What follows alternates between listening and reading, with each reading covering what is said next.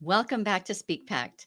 I am excited to have you with us today because we are going to dive into the peaks and valleys of branding.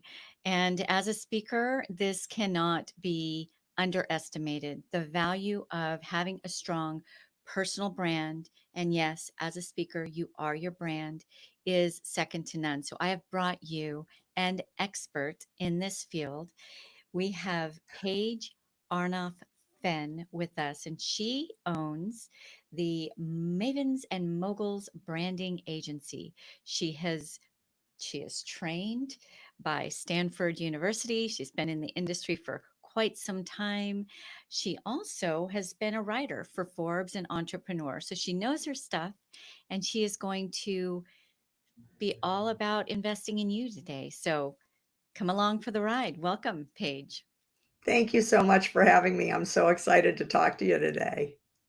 Yeah, so we were talking off screen and or off live, right? And we were talking a little bit about branding as it relates to a person versus a product. Can you talk a little bit about what the difference is? And is it just as hard to brand a person as it is a product, harder? Take me down that lane a bit. So, the branding basics still apply, whether you're talking about a product, a service, or a person. You need to understand your target audience.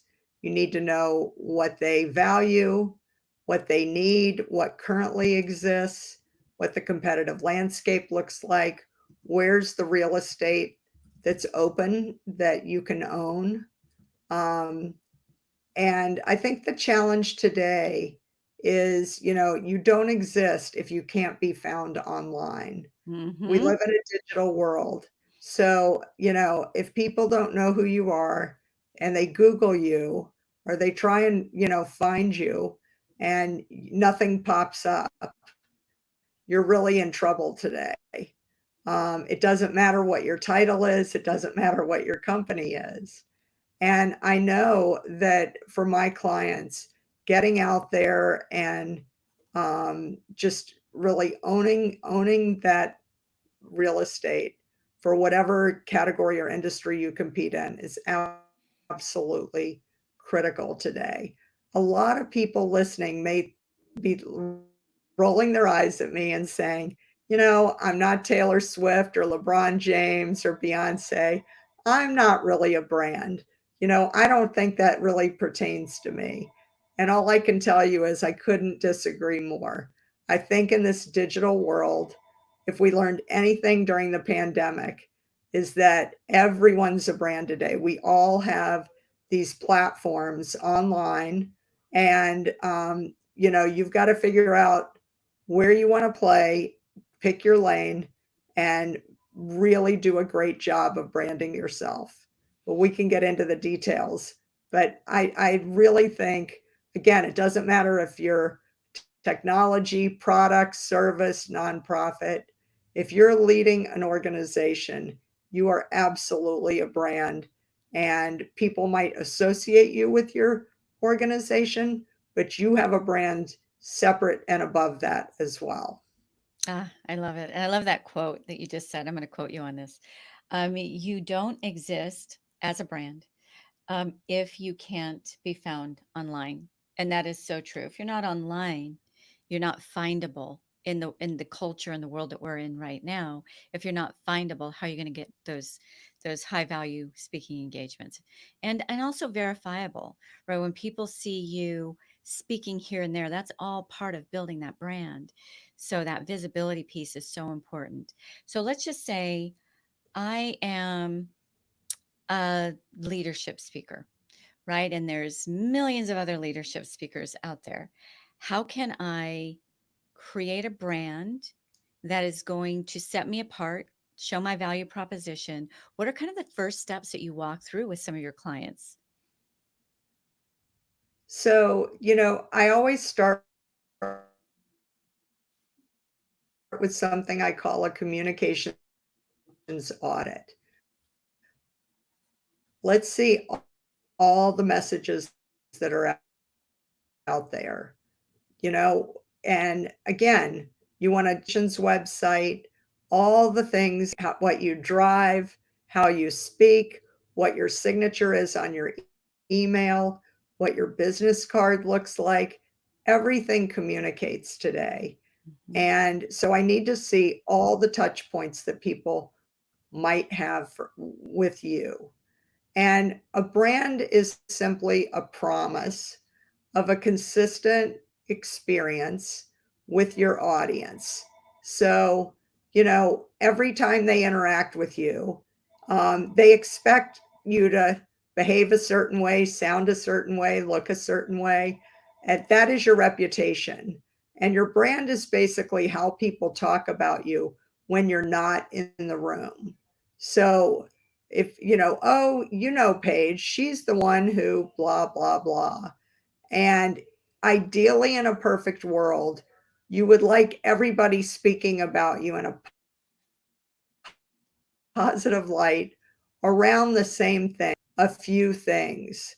You can't stand for 10 things.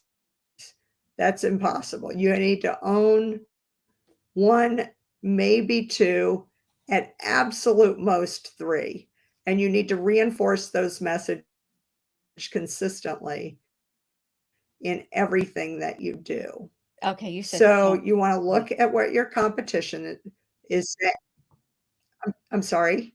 No, you go. You keep going. You're laying some golden nuggets here. So you keep going. So you want to look at what your competition is saying and doing. And I like doing what I call a SWOT analysis. You may have heard of this: strengths, weaknesses, opportunities, and threats. And you have to look at what your strengths and opportunities are, but also what are your competitors? What arena are they in? And what is really latched onto that you think you could kind of hook on to those concepts, those messages, and really niche up. And a lot of people think they want to stand for everything, for something really kind of big and um, kind of touching a million people. The truth is, a lot of great brands are built with very small niches. Like in a way, you want to get as focused and narrow as possible, so that every time somebody has a problem and your product or service can help them, you can solve that problem. You want them to think of you first. So, for example, we worked with a wealth management company. It was run by a woman, which is uh, that's one way that she stood out, because so many wealth managers are men. And her specialty was women going through transition that had a change in their kind of wealth status. They might have just gotten divorced and gotten a big alimony. Maybe their parent or spouse died, they got a big inheritance. So that was her niche.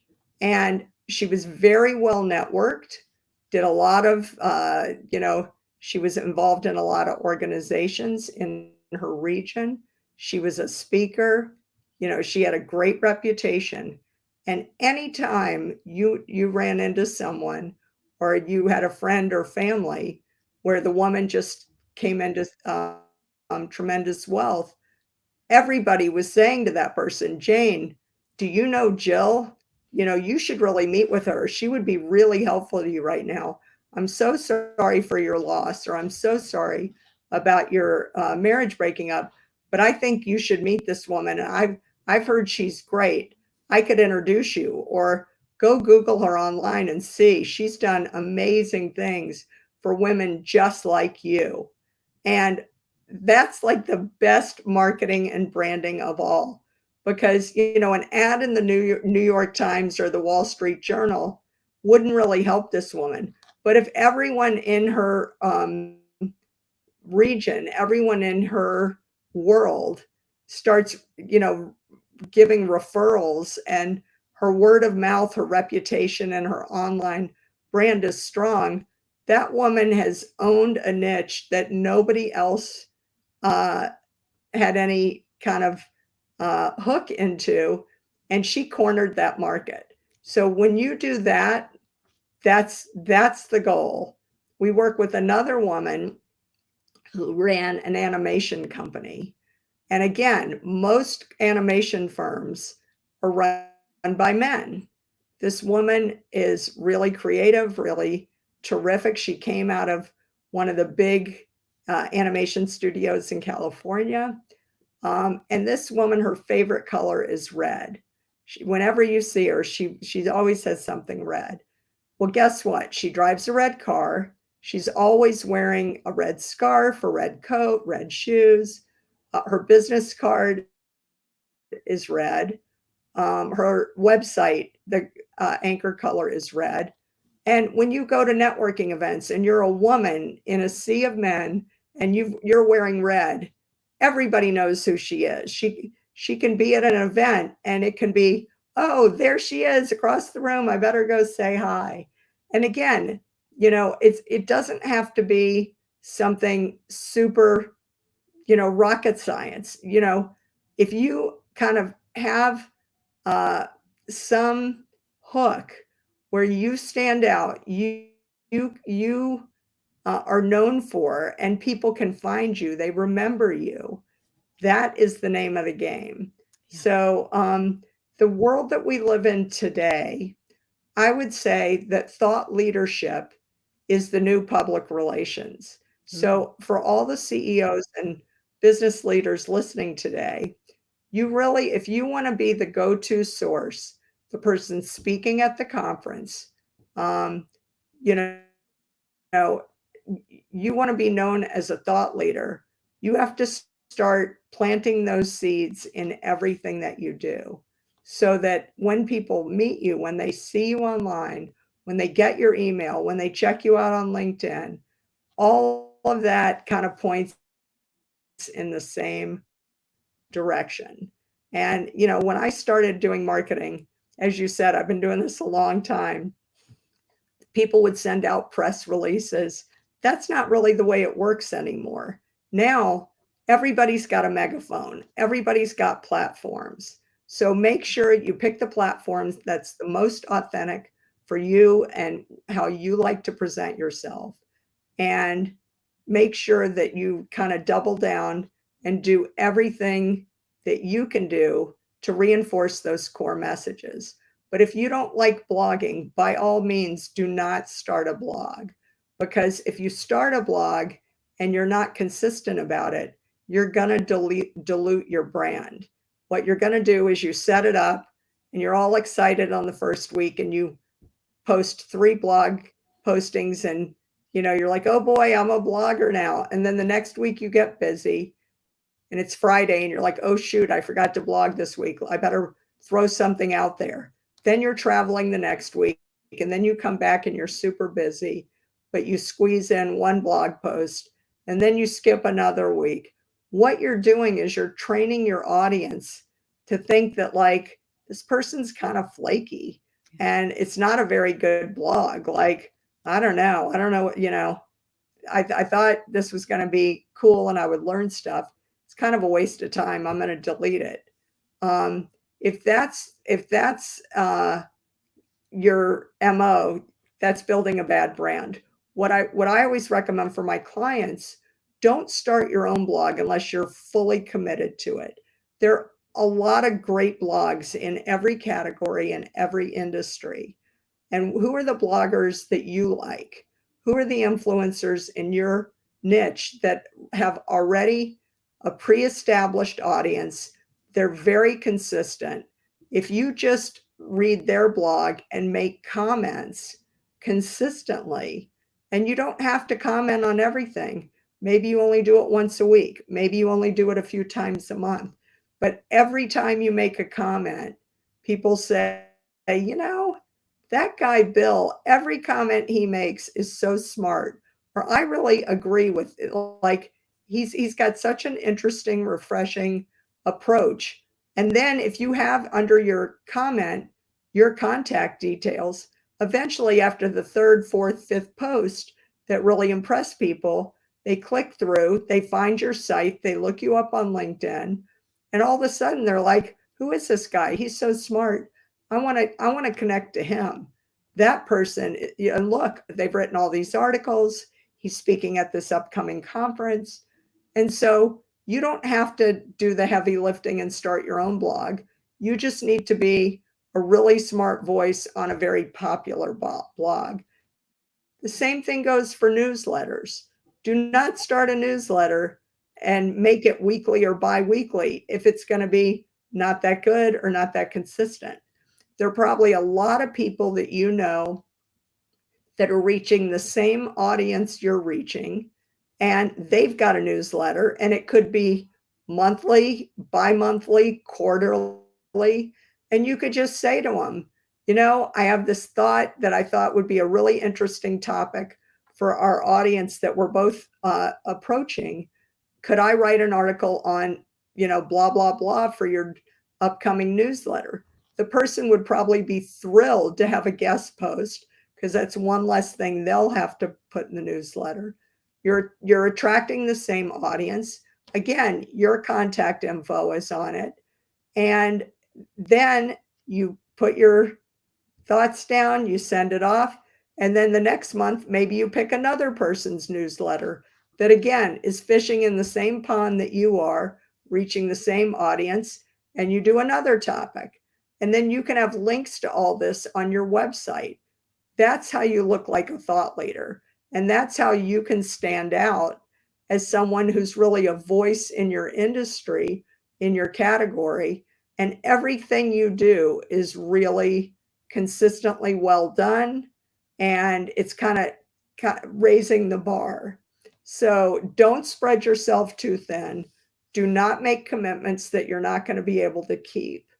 And if you do have more than one or two platforms, make sure that the image of your brand is consistent. Because we've seen clients set up accounts. It used to be Twitter, now it's X. And because it was so short and punchy, they wanted to be kind of humorous or snarky. And then, on Facebook, they post all these random pictures of like vacation and kids and, maybe getting all dressed up or being on the beach, scantily clad. And then on LinkedIn, they're trying to look all professional. But the problem is the people are looking at all 3 or 4 of your platforms, and they don't know which version of you is going to show up at the meeting or which version of you is going to be on their podcast. And that's a problem because, again, a brand is the promise of a consistent experience. And imagine how you would feel if every McDonald's you walked into had a different menu, different pricing, different furniture. It would be very confusing, and that wouldn't kind of build your loyalty. So, one of the things people like about the brands that they love, if you're traveling and you're in San Francisco or New York or Chicago or even London, if there's a Starbucks, you can walk in and get exactly what you love no matter where you are. And that is how you build a great relationship with the brands that you love. Okay, okay, you said a lot in all of that, and I've written literally 5 pages of notes because it was all so on point. I love it. We're singing the same song, so that I love as well, but you took it a step further in some of these areas I just wanted to highlight. I love your quote. We're gonna quote you on, how do you say that? Your brand is a promise of a consistent experience with your audience. I think that people don't understand that. They think they have to be fresh and new every single time. But we go to the same restaurant for the same favorite dish for a reason, right? We tune in to certain things because we know what we're going to get. People are creatures of habit, and they choose their favorites for a reason. You keep switching it up, and a confused mind doesn't buy, right? They're just going to go somewhere else where they can get something that they can rely on. And I think what you're saying kind of as a through line with all of this that you're saying is be reliable, be consistent, and follow through with your promises. I love your tip about if you don't love blogging, don't start a blog. If you don't love podcasting, don't start a podcast and just think you're going to force yourself to do it, because life is going to get in the way. And if you don't love it, that's going to be one of the first things that are going to go.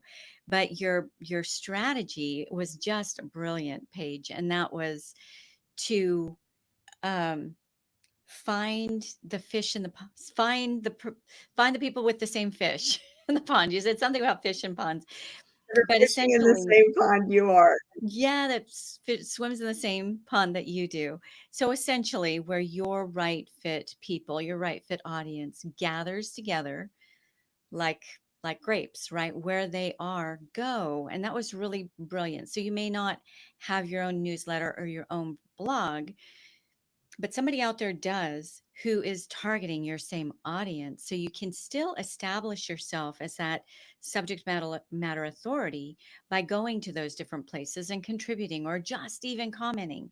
I love the way that you said that. Be the smart commenter on the in those circles. And it may feel like a long hard road, but really it doesn't take much, right? If you're just seen in key places And you consistently, then you're seen as that standout expert. Loved all of that. Right, and just piggyback on the really good brands. You know, I feel like quality kinda sticks together. The cream rises to the top. So find who those leaders are and piggyback with them. Like, be associated with those brands and those, voices that are really elevating the conversation, being really smart, really thoughtful, and be associated with them. That's a good club. You want to be in that club. If you're the smartest person in the club, you need a better club. Ooh, if you're the smartest person in the club, there's all kinds of quotes. These are so good. If you're the smartest person in the club, you're in the wrong club. And I so agree with that, right? Who we hang out with basically becomes our ceiling to a certain extent, right? And so if you've already gotten to that top, then who are you learning from? Right. Keep those people, keep those friends, acquaintances, but you always need to be with those who have accomplished more, who are a little bit closer to your goal than you are, right? And that momentum, they're gonna number one help get you there, but number two, you're gonna be associated with that by osmosis, right? Who you're with kind of is part of your brand as well. If you're speaking on a stage with some of your heroes, you're automatically put into the same category as your very heroes. So, yes, yes, yes. Very, very good. I also like the way that you went into brand distinction. So, I'm going to go back to the leadership. Example, because I actually had a conversation with one of my clients just this morning, just before getting on to this interview with you. And he is a really strong, fabulous leadership speaker and motivational speaker. Problem is, there are millions of them out there. And okay, I'll be right back to finish this quick story. I think the key is you definitely want to make sure that you own something in that category because leadership is too broad. Is it leadership? Is your organization filled with millennials or Gen X or Gen Y? And are you a leader to a certain audience where you can be very effective and give other leaders tips of managing people from different generations? You know, is DEI really critical in your category? What are you doing that might be unique, special, or different where you could really, again, own a niche within a category? But just saying I'm a leadership speaker is too generic. You're not going to be able to stand out. So own a niche or niche within a category, mindset, whatever it might be. Okay, so this I just want to do this little case study with you because I want to see if the advice I gave him is advice you would have given him. Um, this I we always quote our guests, and you've got all kinds of quotes because it's going to become a category. um, so essentially, he owns a staffing company. He's very well accomplished and very good in front of people and on stages. But again, he's got a really broad niche, right? And on the other side, he is a race car driver, and he adopted, and he and his wife raised this gorgeous, beautiful, highly autistic young girl, right? Their daughter. And they've created a foundation, and they are all in. So he's got these other aspects of his life that are just so fascinating. And he's very passionate about those parts of his life. So I told him I want to start seeing stories and ads and tips come from you right when you're getting out of the car right from a race, or when you're doing something fun with your daughter. Just bring that in, because he's learning lessons every single day in leadership that he can share with others with these sideline experiences. So those are things he's passionate about. If he never got paid a dime, he would still be a race car driver, and he would obviously very much be a father to that beautiful autistic young girl. And so he wants to raise awareness there, right? So but his field is leadership and motivational speaking. So, for his distinction, I was really encouraging that we bring that to the forefront and utilize some of the lessons that he learns, and the wisdom that he can impart, that he gathers from those experiences. So how would you approach that? I think you gave him excellent advice. I mean, the thing about branding and marketing is you have to create a unique, special, and different brand, but it must be authentically you. And you're the only one that has your story to tell. So don't try and copy some generic competitor who, maybe they have their own shtick and their own stories that they can, credibly tell. But this sounds like an amazing person, kind of personally and professionally. And so if I were him, um, yeah, the race car driver aspect is fantastic. The metaphor for life, everything that he does to prepare for the races, what he learns on the turning, how he passes people, the races that he wins, the races that he loses. What are those lessons? Those would be incredible stories that he can uniquely tell from being, in the driver's seat. And what does it mean, and maybe it's changed over his lifetime. He might have been a race car driver as a teenager or a young guy before he was married, and then he was married and now he's a father. And it may, the evolution of his story and the leadership lessons he's learned along the way. I would hope that in on the about page on his website that he had some really great stories to share that aspect of his life.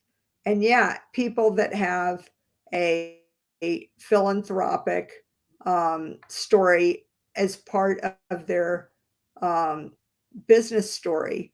A lot of companies are affiliated with different causes, and and they come by it very organically and authentically because it's something that affected them or their family. So again, if he said a portion of my proceeds, I donate to autism causes, or maybe he volunteers. But again, that is his unique story. And I think all of those really need to be incorporated in what he's doing. If he does have a blog, he should be writing about it. If he's contributing to other people's blogs, I would look at some race car driver blogs. I would look at some autism, some adoption blogs. He's got a great story to tell on his personal kind of life. But the signature at the bottom is going to be Bob Smith at the XYZ Leadership Company. And so this guy who happens to be a CEO of a successful business has these other parts of his life that are really important to him. And so they really bounce off each other. And when one is strong, the other it rises with, you know, all when the tide rises, all boats go up. So, you know, if he's a regular voice on an autism blog, and it, you know, he's got these amazing stories about his daughter and different challenges. You know, I think when people are very vulnerable and they share these stories, it actually makes them more likable, more, you know, the more honest and authentic people are, the more people connect with you. And then when people need leadership, a speaker at a conference, or they're looking for someone to put content on their website, they're like, wait, who is that guy? Oh, right, he's the race car driver guy. I bet he would be great for our conference, or he would be great to contribute a chapter to the book or whatever. And so I think you have to show these different parts of yourself. Again, you are not trying to be everything to everybody, but there are a lot of leadership lessons in non-work activities, in your hobbies, and when you're not sitting behind the desk at your office. And if leadership is really your shtick, find leadership opportunities everywhere. And you could see them in, you know, he probably sees his autistic daughter being a leader, let's say, you know, I'm just making this up, but maybe she does a lemonade stand or something. And he can talk about, you know, how proud he is as a dad, and to help, you know, her or her friends, you know, start learning about leadership. And people are going to fall in love with that story, and they're going to remember, people remember the stories that connect with them on an emotional level. They Mhm. don't remember the facts and figures and data. They want the stories. It's the stories that sell. So Mm. you've got to tell those stories everywhere you know, everywhere you are, on stage, you know, on social media, on your website. Find those stories that sell. Oh gosh, okay, so much goodness. Yes. I'm really glad we brought this up because I think it's going to help our audience at large. And certainly in this situation, I so agree with you. Can you overdo it?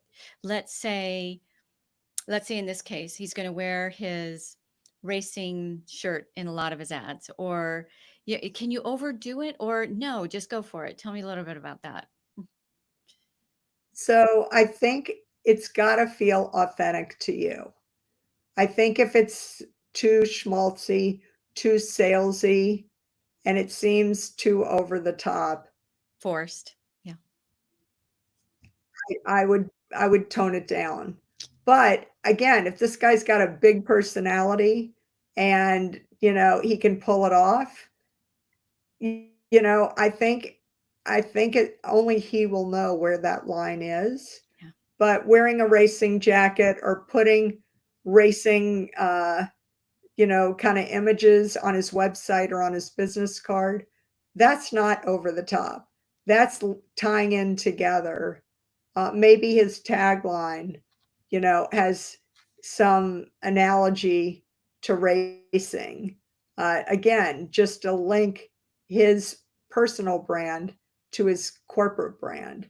But I think there are no kind of hard and fast rules. But I guess the one thing I would just say is, and I know we've talked about it before, don't try and boil the ocean. Don't try and stand for 15 different, 10 different things. You've got to pick your lane and be consistent. So, you know, leaders can drive in race cars, but he can't be talking about, oh, I'm a chef and I'm a pilot and I play hockey and I'm a global traveler. Like Yeah. now I don't know who this guy is. Like that's kind of too much information. Yes. But if he really has one overriding hobby or interest, and there are people that are very religious, and so spirituality may be very important to them, and that comes through. Some people are very athletic, some people speak lots of languages. Like, what is it about you that is like unique, special, different, and interesting? What do people, what are they going to remember? What do they want to talk to you about? And just think about the conversations you have, where people get excited. And it's more of a pull, not a push. I think if you have to push, if you have to kind of, always be trying to sell them, people don't like to be sold. They love to buy, they love to shop, but it's got to be a pull. Like, tell me more. When did you start racing? How did you start racing? If that's the hook that people want to talk about, pay attention, because that's what's going to draw them in. That's where they get, like, they're leaning into you, their eyebrows raised. They're like, oh, wow, I want to hear more about that. If you pay attention, you can see which kind of seeds are the ones that are sprouting. But if people's eyes are glazing over and they're just kind of looking around the room, I wouldn't go there. Like, again, your job is not to bore people with a lot of, mindless chit chat. Have meaningful conversations about stuff you're genuinely excited about and passionate about, and people will remember that. Well, if this is how much brilliance you bring to a short podcast interview, I am sure that a good number within the Speak Packed audience is going to want to know, how do we find Paige? Where is she? How do we connect? What are some of the best ways to get a hold of you? So you can go to my website. It's called mavensandmoguls.com. It's Mavens and Mavens, go ahead. moguls, ANDMOGULS.com. And I'm on LinkedIn. As I said, I'm not on every platform, but for me in a professional service business, who I like to try and be a thought leader too, I pretty much double down on LinkedIn. My last name, as you can see, is hyphenated, but on LinkedIn, it's all smushed together. So just PAIGEARNOFFENN. And then I have a client who, because my company name is an ampersand in the middle and my last name is a hyphen, she always tells me, I always forget some of the words. So when she Googles to find me, she does Paige and Mavens because that's all she can remember. And thank God for search engine optimization. It I works. pop up right away. So you Great. can find me that way too. Okay. So before we go to the signature question, I have, do you have somewhere you like to guide people to when they're just not 100% sure about the distinction they want to bring forward about their brand? Is there some sort of worksheet, or like, go away, get in the nature, do this, do this or that? Like, what, how do you get people to really see, ah, yeah, it's right there in front of my face. That's my brand. How do you get them to synthesize down so that they're not trying to boil an ocean? So, a quick and dirty way to kind of put your toe in the water is ask people who know you personally and professionally. It could be colleagues, a boss, an employee, um, a former colleague, um, maybe a neighbor or a friend. What are the 3 or 4 words that pop into your mind when you think of me, just off the top of your head? And what you're listening for is overlap. If people who know you personally think of you one way, and people who know you professionally think of you another way, you have to kind of realize you're a bit of a Jekyll and Hyde. because the professional people don't really see you on a personal level, and the personal friends and family wouldn't think to recommend you for anything professional because they just don't see that side of you at all. What you'd like is for people to have maybe a couple of things that rise to the top, so you know that, like, okay, that's my brand. Do you like what you're hearing or do you not like what you're hearing? If you like it, then now you've got some anchors that you can build from. If you don't like it, you've got a lot of heavy lifting. You need to do the homework to start building the brand you want.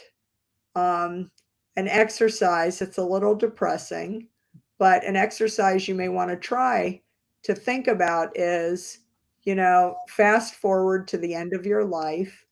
What would your obituary say about you?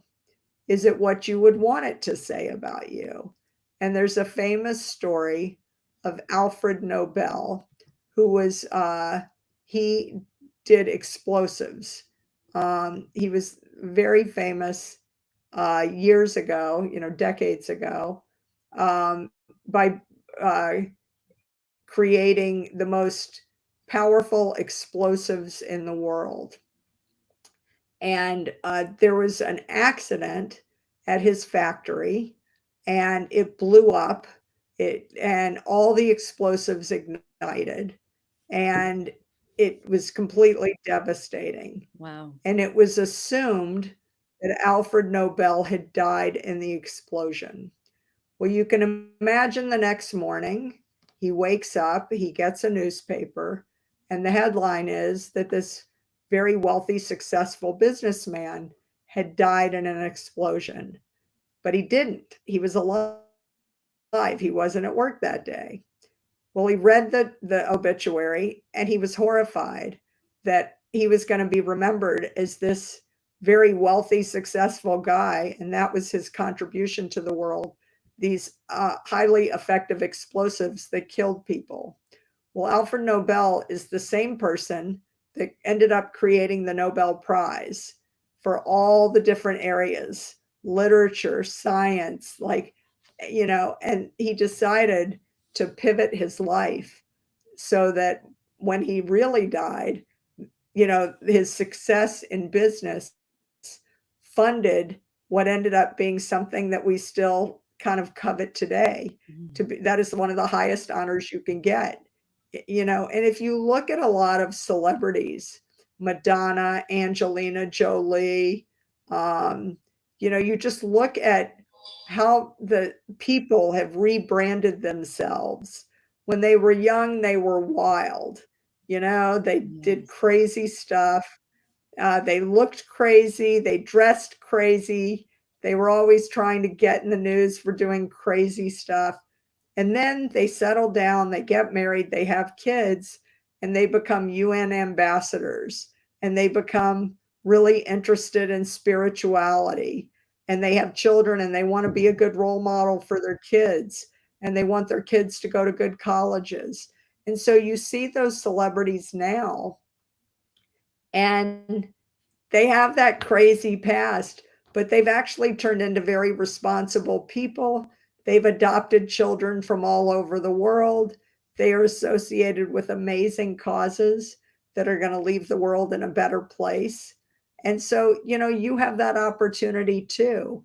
If you find out that you're being known and remembered for stuff that's actually not important to you and not how you want to be thought of, figure out what it is that you're gravitating to and start planting new seeds, because it's not too late. You can start now and be associated with something that really makes you proud and leaves the kind of legacy that you want with the brand that you're building.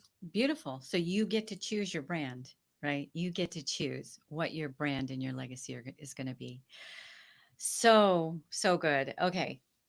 As we close, you know that this is Speak Pact, and we are on a pact together, Paige, to challenge our audience to make the biggest impact that they can in this life and in this world. And you just created a perfect bridge to that. So, what is one thing that you would say to the Speak Pact audience as they're trying to figure out their brand and trying to figure out what that legacy is that they're going to leave? If they do this one thing, I think you've already given us so much, but just this one thing that they are going to be able to get clear about what that brand is. So, if you're not a brand, you're a commodity, and commodities compete on price. So, you really do need to create a brand, and you don't need to be Beyonce or Taylor Swift to do this. Thank The goodness. one thing I really yeah, the one thing I really encourage all the listeners, all the viewers to take really seriously in this world we live in now of artificial intelligence that is really just taking over. I think every week it's more powerful and faster and involved in more things every day. I think what we really need to hold on to is authenticity, because the only way to stand out among all the robots out there is your authentic self, your authentic story. So really focus on the interactions. Like, it's really about connecting with people authentically. And if you do that, if you have authentic interactions with people, then you're not competing with the robots, because the robots don't have those personal stories with emotion to tell. They can use fancy words, they can write it really fast. You can't compete with robots on generic content. They're going to beat you every time. But it's not about generic content, it's about authentic stories that only you can tell in writing, in speaking. When you're on stage, you don't want to sound like Charlie Brown's teacher. Wah, wah, wah, wah, wah, wah. If that's, people's eyes will glaze over, they will not remember anything you say. But if you tell them a story that touches their heart emotionally and connects the dots on the things that really matter to you, those are the stories that will be remembered, and those are the stories that sell. So if I could just leave you with one thought, focus on the authentic interactions with your target audience. Learn about artificial intelligence, but it is not going to help you create a unique brand if you rely on it too heavily. And I just think that's Yes. an important reminder today, because all the press is about AI, so don't fall for it. Amen. Woo! Yes. Okay. We covered a lot of ground. You brought so much value, Paige. I didn't know what I was in for, and you really brought quite a bit of branding value. So look Paige up. I think that this is just the tip of the iceberg of what she has to offer. We'll make sure all of her details are in the show notes. And for now, I just want to say thank you, Paige, for being with us today. Well, thanks for having me. I've loved chatting with you. It's been a lot of fun. Ciao, ciao for now.